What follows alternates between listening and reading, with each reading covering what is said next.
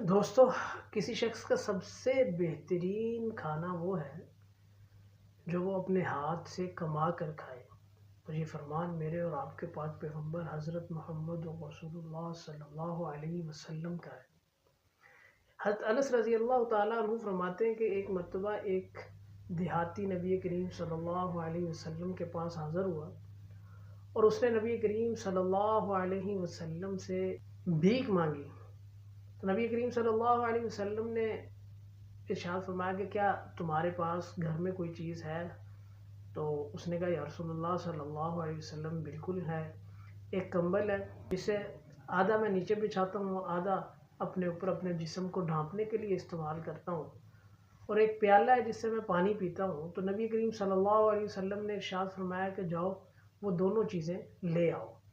وہ لے کے آیا تو نبی کریم صلی اللہ علیہ وسلم نے دونوں چیزوں کو اپنے ہاتھ مبارک میں پکڑا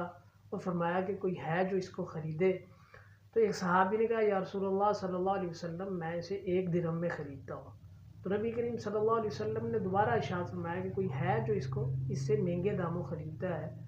تو ایک صحابی نے کہا کہ یا رسول اللہ صلی اللہ علیہ وسلم میں اسے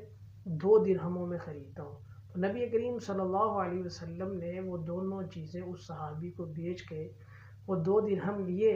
اور اس مانگنے والے صحابی کو دے کر فرمایا کہ 1 درہم لے لو اور اس سے اپنے گھر میں کھانے پینے کی اشیاء دے دو،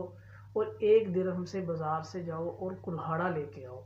وہ صحابی جب وہ کلہاڑا لے کے آئے تو اس کے اندر نبی کریم صلی اللہ علیہ وسلم نے خود اپنے ہاتھوں سے وہ لکڑی فٹ کی،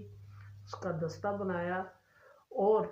اس صحابی سے فرمایا کہ جاؤ جنگل سے لکڑیاں کاٹو اور لا کے بیچو، اور 15 دن تک تم یہاں نظر نہ آنا۔ جب 15 دن گزر گئے تو وہ صحابی آئے اور ماشاءاللہ وہ صحابی بہت خوش تھے، اور ان کے پاس کچھ درہم تھے جس سے اس نے کچھ سے کھانا وغیرہ خریدا، اپنے گھر کا راشن خریدا، کچھ سے اس نے کپڑے خریدے۔ تو نبی کریم صلی اللہ علیہ وسلم اسے دیکھ کر خوش ہوئے اور فرمایا کہ یہ اس سب سے بہت بہتر ہے کہ قیامت والے دن تم اللہ تبارک و تعالیٰ کے ہاں پیش ہو اور تمہارے چہرے پر بھیک مانگنے کا داغ ہو۔ تو دوستو، رزق حلال کمانا، ایک حدیث میں نبی کریم صلی اللہ علیہ وسلم نے ارشاد فرمایا کہ رزق حلال کمانے والا اللہ تعالیٰ کے راستے میں ہے۔ تو آج کل اس چیز کی بہت ضرورت ہے کہ ہمارے اسکولوں، کالجوں میں اور مدارس میں تجارت کی ترغیب کی تعلیم دینی چاہیے، یعنی تجارتی ترغیب دینی چاہیے اور اس کی باقاعدہ تعلیم دینی چاہیے۔